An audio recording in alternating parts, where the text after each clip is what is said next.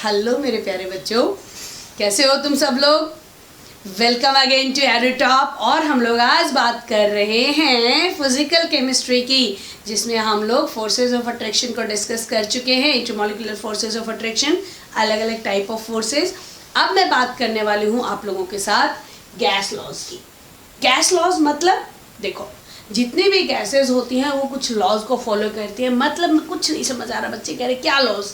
Laws मतलब बेटा ये रिलेशनशिप है किसके बीच में, वॉल्यूम का, टेम्परेचर का, प्रेशर का, नंबर ऑफ मोल्स का। एक को घटाएंगे तो दूसरा क्या होगा, प्रेशर बढ़ाएंगे तो वॉल्यूम क्या हो जाएगा, टेम्परेचर बढ़ाएंगे तो प्रेशर क्या हो जाएगा। ये आपस में एक दूसरे के रिलेशनशिप्स हैं।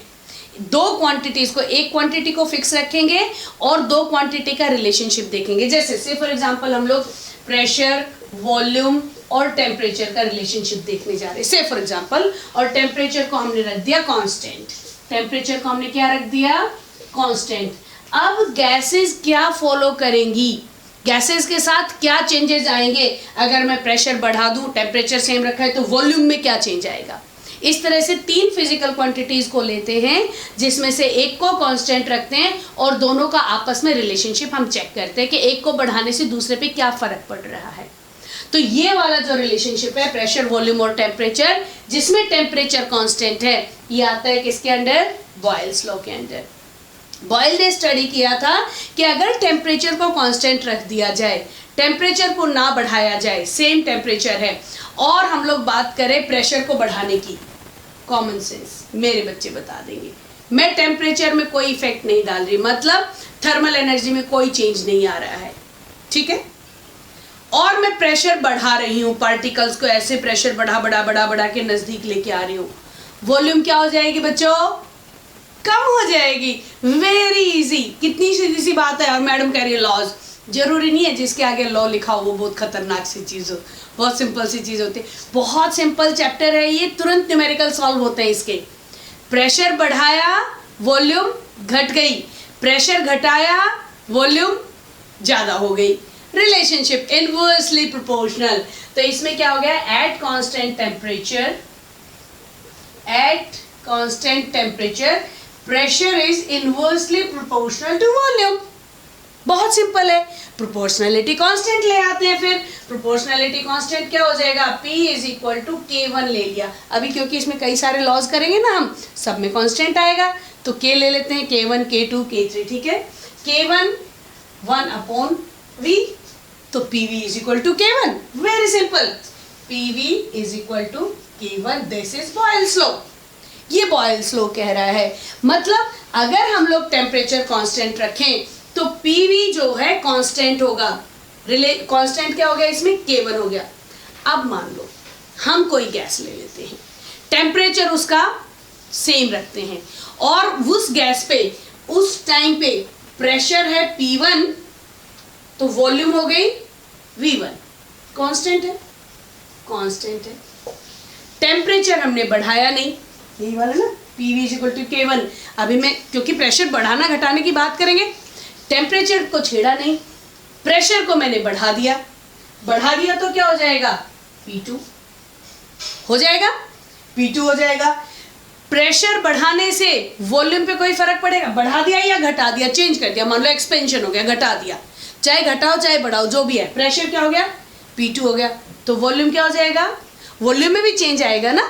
अगर प्रेशर बढ़ाएंगे तो वॉल्यूम कम हो जाएगी, एक्सपेंशन कर देंगे यानी कि प्रेशर कम कर दिया, एक्सपेंशन कर दिया, प्रेशर कम कर दिया तो वॉल्यूम, प्रेशर कम कर दिया तो वॉल्यूम ज्यादा हो गई। तो क्या हो जाएगा, वॉल्यूम भी यहाँ पे V2 हो जाएगी, and this is also constant. तो इसको हम रिलेशनशिप बनाए, P1 V1 is equal to, दोनों कांस्टेंट हो तो P1 V1 is equal to P2 V2 हो जाएगा कि नहीं हो जाएगा, है ना, हो गया। अब अगर मैं इसको और खाली प्रेशर को एक तरफ लाना चाहूँ, P1/P2 is equal to V2/V1। बहुत सिंपल बात, कुछ नहीं है, चीजों को एक दूसरे में हम लोग रिलेट करके देख रहे हैं।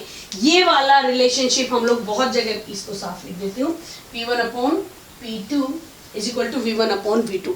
ये वाला रिलेशनशिप हम बहुत जगह यूज करेंगे।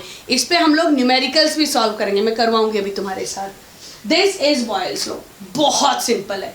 लॉ बोल दिया, बच्चे घबरा गए, कुछ नहीं घबराना, प्रेशर और वॉल्यूम का रिलेशनशिप है, टेम्परेचर कांस्टेंट रखना है।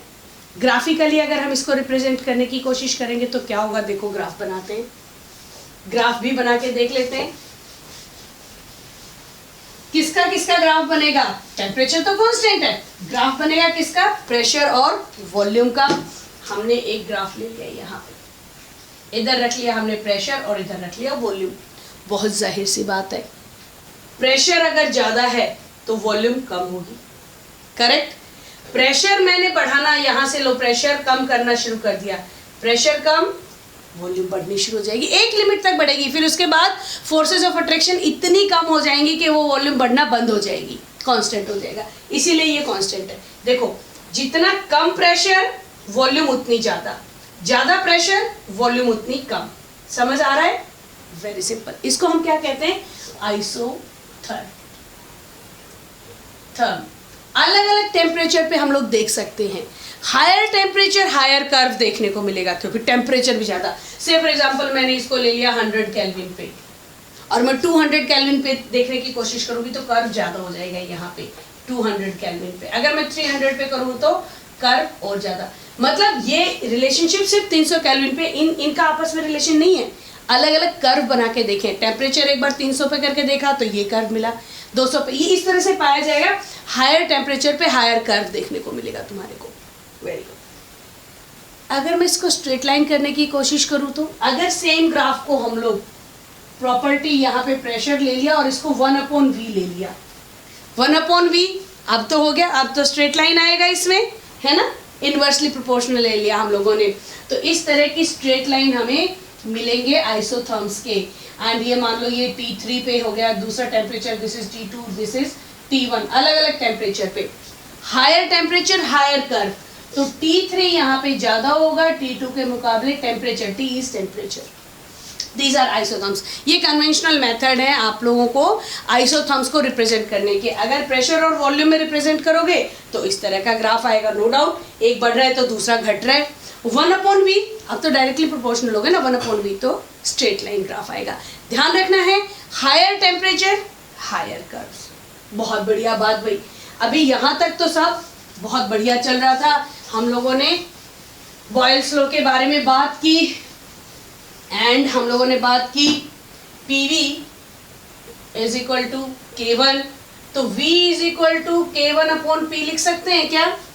मैं कुछ और करने जा रही हूँ, अब रिलेशनशिप बनाने जा रही हूँ डेंसिटी के साथ। इसका कैसे करेंगे, देखो, अगर हम लोग प्रेशर बढ़ाते जा रहे हैं तो वॉल्यूम कम हुई, यानी कि पार्टिकल्स नज़दीक आ रहे हैं, डेंसिटी बढ़ रही है। पार्टिकल्स नज़दीक आ गए तो डेंसिटी बढ़ गई, यानी कि डेंसिटी की भी बारे में बात कर लेते हैं हम लोग।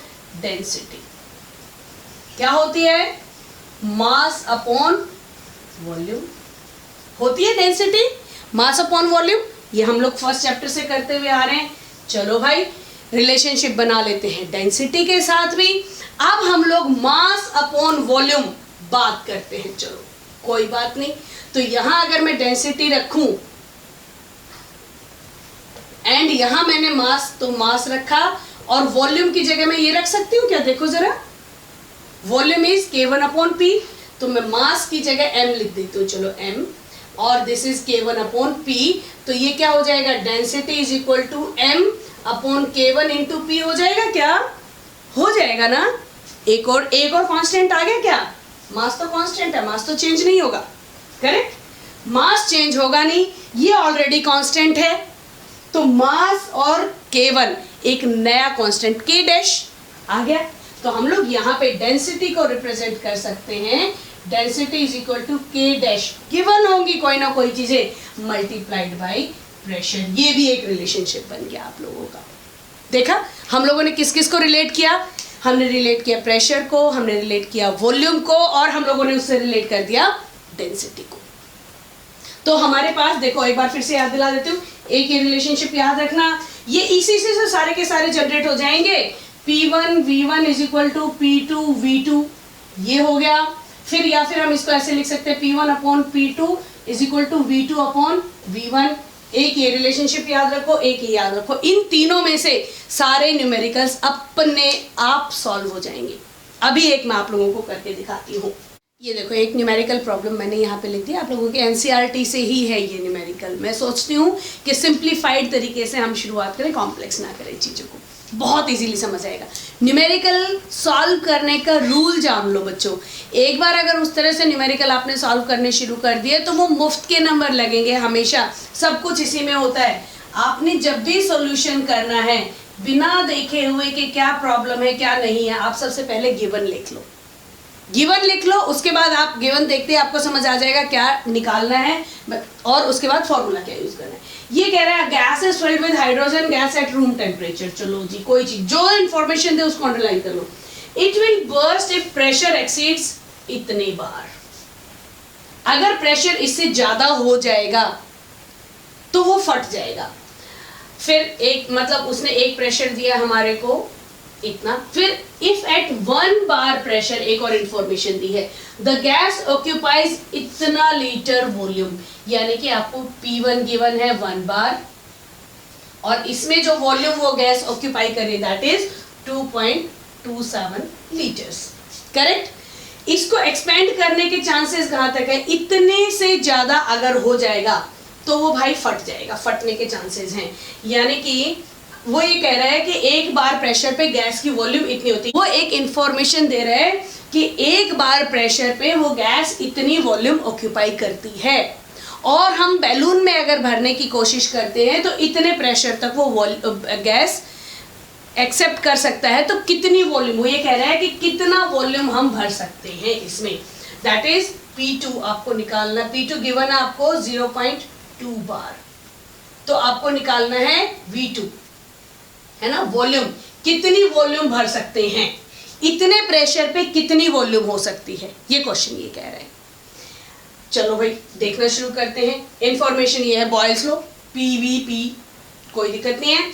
P1 V1 is equal to P2 V2। हमें क्या निकालना है, P2 हमारे को गिवन है, V2 कैलकुलेट करना है कि हम कितनी वॉल्यूम इसमें ला सकते हैं। तो V2 will be P1 V1 upon P2। Correct, सब कुछ गिवन है, रखो आंसर निकालो, वॉल्यूम आ जाएगा। तो this is V2 will be, pressure is 1 bar, volume कितना गिवन है 2.27 लीटर्स, 2.27 लीटर्स। P2 कितना कर सकते हैं 0.2 बार, बार से तो बार कट जाएगा, लीटर बच जाएगा। यूनिट्स को साथ के साथ लिख लिया करो सो दैट कि यूनिट का पंगा ही ना रहे, क्योंकि यूनिट का पंगा होते ही क्वेश्चन गलत हो जाता है। इसको सॉल्व कर दो, कितना हो गया 2.27 लीटर डिवाइडेड बाय 0.2, देखने में ही नजर आ रहा है कितना हो गया 11.35 समथिंग हो जाएगा। यस, 2 से 222 दैट इज 11.35 लीटर्स। मतलब 11.35 लीटर्स में 11.35 लीटर्स अगर हम लोग गैस भरते हैं तो उसका प्रेशर होगा 0.2 बार। इतने तक हम गैस भर सकते हैं। अगर इससे ज्यादा भरेंगे तो प्रेशर बढ़ जाएगा, बैलून फट जाएगा, तो हमें वॉल्यूम रखनी पड़ेगी इससे कम। 11.35 लीटर से हमें वॉल्यूम कम रखनी पड़ेगी। Very simple. एक और न्यूमेरिकल कराऊं, ये देखो एक क्वेश्चन और लिख लिया है मैंने आप लोगों के लिए, बहुत सिंपल है। इसको करते ही तुम लोग ये कहोगे कि अब बॉयल्स लॉ कंप्लीट हो गया मैडम, चार्ल्स लॉ की तरफ चलते हैं। चार्ल्स पे चलेंगे, पहले बॉयल्स कंप्लीट करते हैं। क्या है, वही नियम, न्यूमेरिकल सॉल्व करने का एक बार नियम तुम लोगों ने फॉलो कर लिया ना, पहले गिवन लिखो फिर फॉर्मूला यूज लिखो, बात खत्म, अपने आप सॉल्व हो जाएगा। गिवन क्या क्या है ये देखते हैं। अपने पास गिवन है एक गैस ऑक्यूपाई करते इतना ml, वॉल्यूम गिवन है। चलो जी, वॉल्यूम इसको V1 सीधा लिख देते हैं, ठीक है। V1 is equal to 200 ml, जो भी इंफॉर्मेशन दिया वो लिख दो। एट अ प्रेशर ऑफ इतने बार, मतलब इतना प्रेशर हो तो इतनी वॉल्यूम है तो P1 हो जाएगा, ये इसी का प्रेशर है 0.820 bar. Correct. At 20 degree Celsius, 20 degree temperature भी दे रखा है। चलो इन्होंने ये भी लिख लेते हैं, क्या पता बाद में चेंज कर दे। हर इंफॉर्मेशन नोट डाउन कर लो। How much volume will it occupy, यानी कि आपने निकालना है V2। इफ प्रेशर इज इतने बार यानी कि P2 इज आपको 1.025 बार। एट सेम टेम्परेचर, मतलब अब हमारे को इसका कोई लेना देना नहीं है, टेम्परेचर सेम है, एक ही टेम्परेचर है, बस हम लोगों ने क्या बढ़ा दिया, प्रेशर बढ़ा दिया, तो वॉल्यूम का relationship Boyle's law P1V1 is equal to P2V2, P2V2 निकालना क्या है V2, तो V2 क्या हो जाएगा, V2 is equal to P1V1 upon P2, बस वैल्यूज पुट कर दो। V2 कितनी हो जाएगी, P1 कितना गिवन है आपको 0.820 बार, यूनिट्स का ध्यान रखना, यूनिट्स गड़बड़ करेंगे वरना।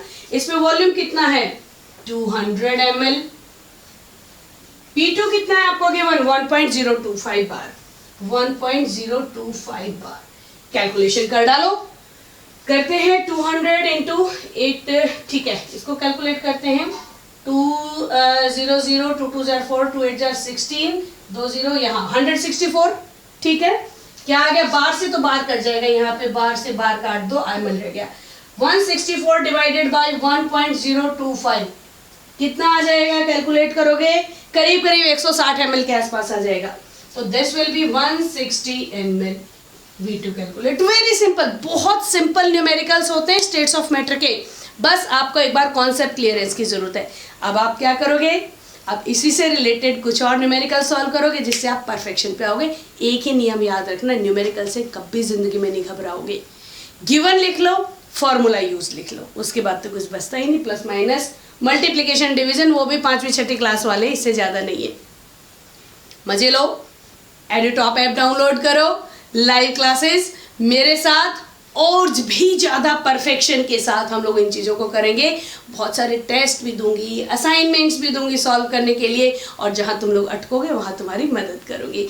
जल्दी से आ जाओ, एडुटॉप ऐप डाउनलोड करो, मस्ती करते हैं।